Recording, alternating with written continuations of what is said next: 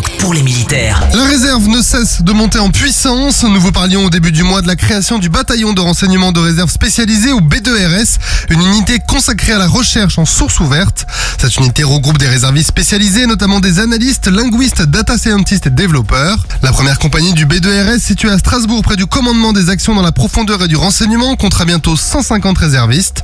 Le recrutement, qui vise surtout les étudiants locaux, permet d'intégrer des nouvelles recrues au grade de sergent avec un contrat initial de 2 ans. Mais en 2025, 2 nouvelles compagnies seront créées, l'une à Toulouse pour la 11e brigade parachutiste avec 150 réservistes et l'autre en région parisienne avec 250 réservistes. Ces implantations répondent aux besoins de l'armée de terre et exploitent des viviers de jeunes spécialistes qui souhaitent s'engager. D'autres unités similaires sont prévues pour 2026 avec des localisations potentielles comme Rennes. On vous tiendra évidemment au courant de ces nouvelles évolutions sur Skyrock PLM. Exercice transfrontalier de police du ciel, un exercice transfrontalier de coopération de police du ciel a eu lieu en partenariat avec la Belgique. Ce type d'exercice, qui se déroule 2 fois par mois avec différents partenaires européens, est coordonné par le Centre national des opérations aériennes. Le contrôle était assuré depuis le centre de détection et de contrôle de Saint-Mars-la-Pile et le centre militaire de coordination et de contrôle d'Athis-Mons. L'exercice a impliqué un Rafale de la base aérienne 113 de Saint-Dizier et un F-16 belge qui ont réalisé des opérations d'interception, de suivi et de transfert d'un aéronef suspect, joué ici par un TBM 700 de l'escadron de transport 43 Médoc de la base aérienne 106 de Bordeaux-Mérignac. Ces exercices bilatéraux sont cruciaux pour l'entraînement et le maintien des compétences des pilotes français et belges et garantissent la posture permanente de sûreté aérienne.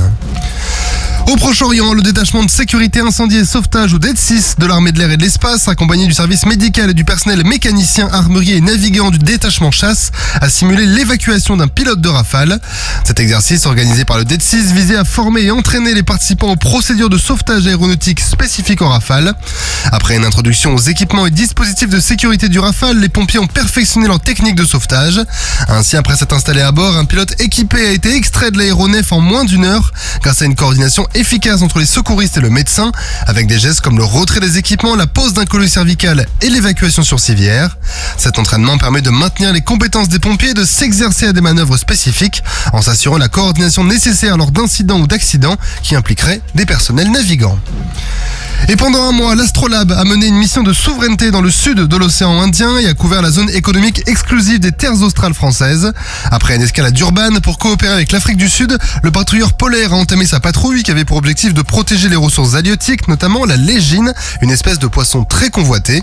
La pêche illégale de cette espèce avait en effet atteint des niveaux critiques à la fin des années 90, mais grâce à une surveillance accrue, elle a été considérablement réduite, même si une vigilance reste essentielle.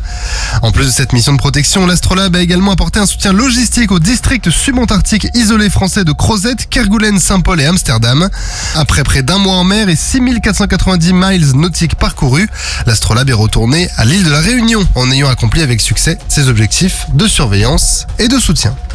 Sur terre, sur mer, comme dans les airs. Skyrock PLM, en équipe avec Uneo, la mutuelle des forces armées.